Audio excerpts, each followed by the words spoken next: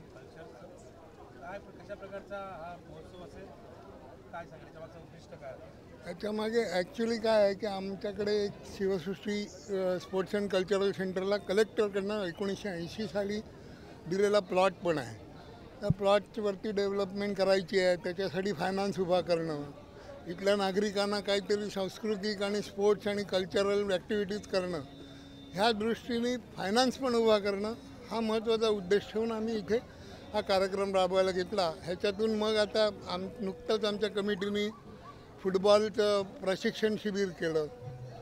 आता आम्ही हा सांस्कृतिक कार्यक्रम घेतो आहे. आणखी परत पुढच्या ह्याच्यामध्ये त्याच वेळेला आम्हाला आमदार मंगेशजी कुडाळकर, खासदार पूनमताई महाजन यांनी सुद्धा प्रॉमिस केलेलं आहे की हे स्ट्रक्चर आम्हाला व्यवस्थित बांधून देतील. म्हणजे त्यामध्ये आम्हाला बॅडमिंटन, टेबल टेनिस, नंतर कॅरम अशा वेगवेगळे स्पोर्ट्स नागरिकांसाठी अवेलेबल करून देता येतील.